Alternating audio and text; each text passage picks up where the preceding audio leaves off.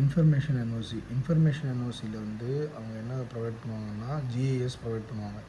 அப்போ ஜிஐஎஸில் தீபாவோட 11 kV 132 kilowatt அப்புறம் water service அதோட எல்லா டீட்டெயில்ஸும் அங்கே கிளியராக as per the லேஅவுட் உங்களுக்கு கிடச்சிரும்.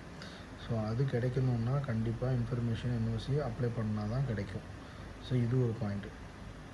அதுக்கப்புறம் ட்ரையல் பிட் என்ஓசி வந்து கிடச்சதுக்கப்புறம் நம்ம ஒர்க் இன்டிமேஷன்ஸ் போடணும். ஒர்க் இன்டிமேஷன் வந்து தீவாவுக்கு சென்ட் பண்ணணும். அதில் நிறைய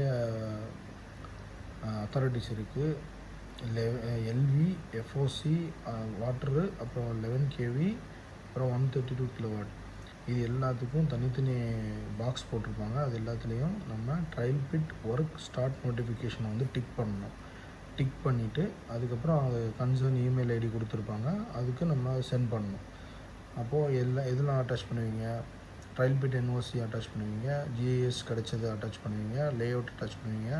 அட்டாச் பண்ணிவிட்டு இது எல்லாத்தையும் கரெக்டாக டிக் பண்ணிவிட்டு எத்தனை ட்ரையல் பிட் பண்ண போகிறீங்கிறதையும் டிக் பண்ணிட்டு அவங்க கன்சர்ன் இமெயில் ஐடிக்கு நீங்கள் அனுப்பிச்சி விட்டீங்க அப்படின்னா அதுக்கப்புறம் ரீப்ளே வரும். ரீப்ளே வந்து 11 kVக்கு கான்டாக்ட் டீட்டெயிலோடு சேர்ந்து வரும். ஏன்னா ஜோன் வைஸு மாறிட்டே இருக்கும்.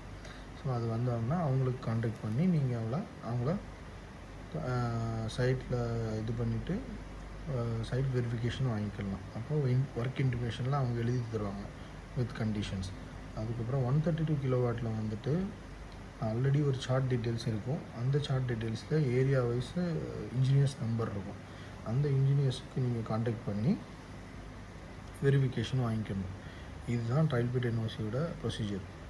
அதுக்கப்புறம் ட்ரையல் பிட் எல்லாமே கம்ப்ளீட் பண்ணதுக்கப்புறம் அதை வந்து ட்ராயிங் ப்ரிப்பேர் பண்ணி நீங்கள் ட்ரையல் பிட் வெரிஃபிகேஷன் பண்ணணும். அதை நெக்ஸ்ட் வீடியோவில் பார்க்கலாம்.